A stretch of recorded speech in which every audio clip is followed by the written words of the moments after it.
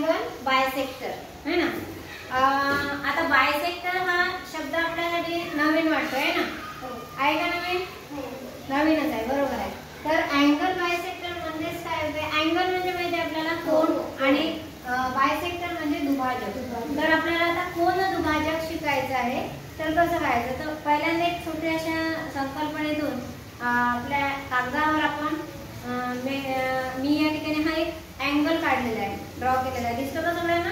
हो। आता मी हा जो कोन काढलेला आहे हा कोन मी आता सीझरच्या माध्यमातून या ठिकाणी कट करून घेणार आहे आणि कट केल्यानंतर आता आपल्याला हा जो अँगल काढायचा आहे बायसेक्टर, अँगल बायसेक्टर, तो आपण बघूया आता।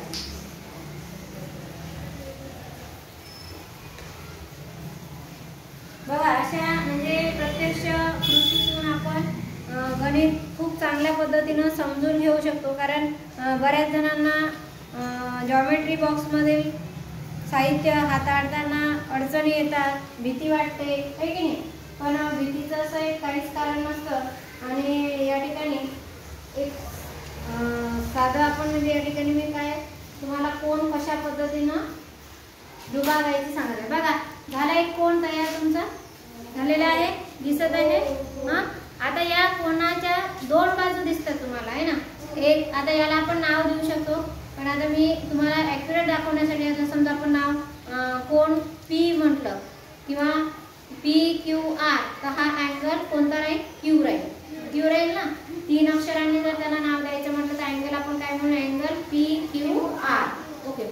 आता या अँगल PQR ला किंवा या माझ्या हातात असणाऱ्या या कागदावरच्या या अँगलला मला बायसेक्ट करायचं आहे, म्हणजे दुभागायचं आहे। म्हणजे दुभागणे म्हणजे काय? तर त्याचे दोन सारखे कोन तयार करायचे आहेत। म्हणजे सपोज हा जर कोन, सपोज म्हटलं मी, आता मला माहित नाही, हा मी अंदाजे काढलेला आहे। सपोज हा कोन जर 60 अंशाचा असेल तर त्याचे दोन सारखे कोन तयार होतील, ते किती? 30 अंशाचे। पण केव्हा? जेव्हा त्याला आपण दुभागू तेव्हा, किंवा त्याला आपण जेव्हा बायसेक्ट करू। आता मला हा बायसेक्ट करायचा म्हणून मी काय करणार आहे, याच्या मागच्या साईडला ह्या दोन्ही बाजू एकमेकांवर घेणार आहे आणि एकमेकांवर घेतल्यानंतर याला फोल्ड करायचं आहे। हा बघा, याला काय करायचं आपल्याला? घडी घालायची। दिसतंय का तुम्हाला? दोन्ही बाजू एकावर एक आलेले आहे, दिसत आहे? दोन्ही बाजू एकावर एक आलेल्या आहे आणि याला मी अशी घडी घातलेली आहे। आता घडी घातल्यानंतर आपण याला पुन्हा ओपन करूया। ओपन केलं किंवा आपण याला अशा पद्धतीने सुद्धा घडी घालू शकतो। बरं तुम्ही म्हणाल मॅडमने बाहेरच्या साईडने घातली, ठीक आहे, आपण आतल्या साईडने पण आपण घडी घालून बघूया, तरी सारखंच होईल, है ना। आता हे घडी घातली आणि या घडी घातल्यानंतर तुम्हाला या कोणामध्ये काय दिसत आहे? हा, दोन कोन दिसत आहे। आता ज्या ठिकाणी मी घडी घातली त्या ठिकाणी आपण एक रेषा काढून ठेवूया।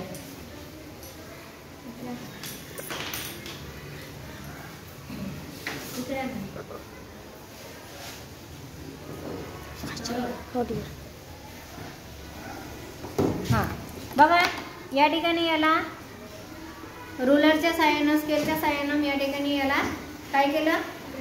आता ही जी हिरवी रेषा दिसत आहे आपल्याला, मी आता हिरव्या रंगाची याच्यासाठी टाकली की तुम्हाला ओळखता यावी म्हणून। हिरव्या रंगाची रेषा आहे, तर या हिरव्या रंगाच्या या रेषेलाच आपण अँगल बायसेक्टर म्हणतो। यालाच आपण काय म्हणतो? कोन दुभाजक म्हणतो। म्हणजे या रेषेमुळे या कोनाचे हे दोन सारखे कोन तयार झाले, एका कोनाचे दोन सारखे इक्विव्हॅलंट अँगल्स तयार झालेले आहे। आणि ज्या रेषेमुळे दोन इक्विव्हॅलंट तयार होतात, दोन सारखे कोन तयार होतात, त्याच रेषेला काय म्हणतात? Angle bisector. त्याच रेषेला काय म्हणतात? Angle bisector. तर या छोट्याशा ऍक्टिव्हिटीच्या माध्यमातून तुम्हाला कागदावरून समजलं का की अँगल बायसेक्टर आपण कशा पद्धतीने काढू शकतो? तुम्ही स्वतः सुद्धा अशा पद्धतीने करू शकतो, किंवा आपण आपल्या कलाकृती करताना आर्ट किंवा जे काही कार्यानुभवचे वगैरे जे काही आपण करत असतो, आहे की नाही, तर त्या वस्तूंमध्ये सुद्धा आपण अशाच पद्धतीने वापरतो। जसं तुम्ही विमान वगैरे बनवता, एरोप्लेन बनवता, आहे की नाही, तर त्याच्यामध्ये पण त्या विमान बनवताना त्याला तशी घडी घालता की नाही? मधली घडी मग तुमची कशी येते? सारखी येते ना। सारखी येते म्हणजे ते काय करते? मग म्हणजे एक प्रकारे तुम्ही त्या कागदावर अँगल बायसेक्टर तयार करायचे आहे की नाही. म्हणजे हे आपल्या आधी लक्षातच येत नव्हतं. म्हणजे अँगल बायसेक्टर म्हणजे काय, फक्त आपण वहीवर काढायचं किंवा फळ्यावर काढायचं किंवा आपल्या गणितामध्येच असतं असं वाटत होतं. पण आपल्या दैनंदिन जीवनाशी सुद्धा याचा संबंध प्रत्येक ठिकाणी येत असतो. ठीक आहे.